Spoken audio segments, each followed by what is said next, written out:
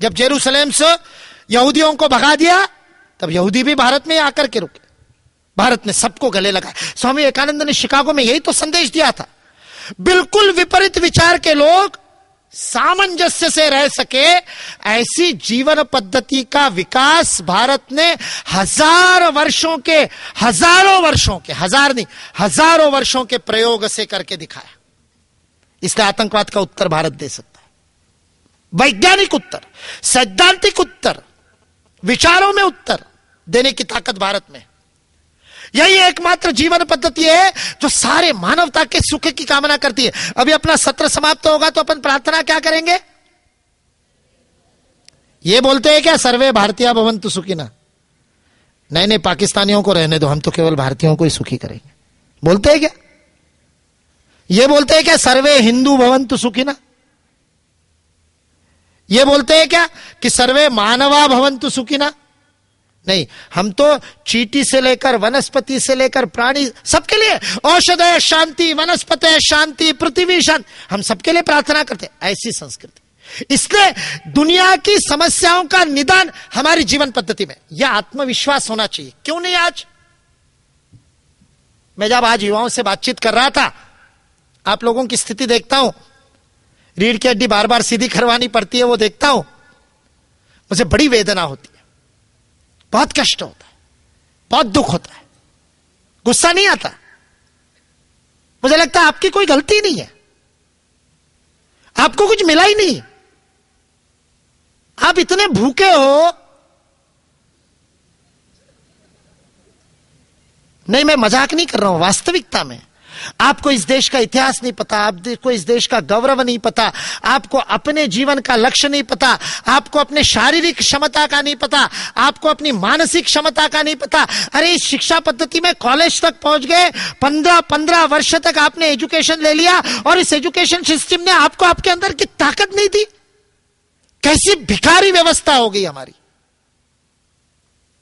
देने के लिए कुछ नहीं रहा, अपने सामर्थ्य का लक्ष्य आपको पता नहीं। क्यों?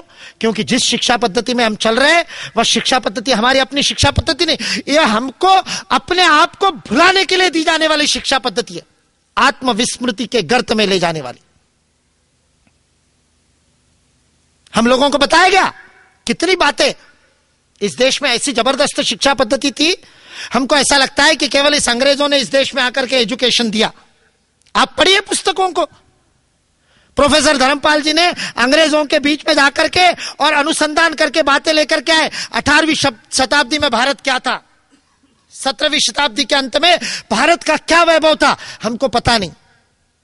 लोग कहते हैं भारत में निचली जातियों के ऊपर बड़ा अत्याचार हुआ, उनको पढ़ने नहीं दिया गया। अत्याचार हुआ, मैं उसको मना नहीं कर रहा हूं, मैं उस विवाद में नहीं जा रहा। मेरा कहना है जो कहा जाता है उसमें तथ्य होने चाहिए।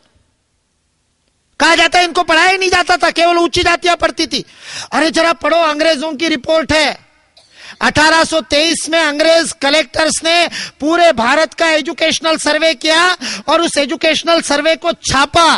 एक फादर ने उसको, विलियम बेल ने मिलकर के उसको कंपाइल किया, एडिट किया और उसको छापा।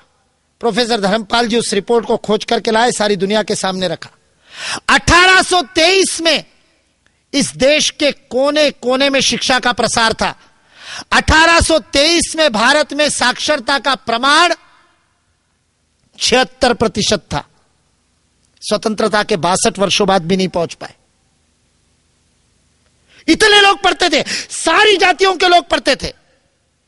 उन्होंने उस रिपोर्ट में लिया है केवल मद्रास प्रोविंस के अंदर, जिनको अंग्रेजों ने उस समय शूद्र जातियों के रूप में नोट किया था, जिसको आजकल हम अनुसूचित जाति कहते, अंग्रेजों की नोटिंग है। शिक्षकों में, पढ़ने वालों में तो उनका परसेंटेज 57% तक था। 17 से लेकर 57% तक शूद्र विद्यालयों में जाकर के पढ़ते थे 1823 में।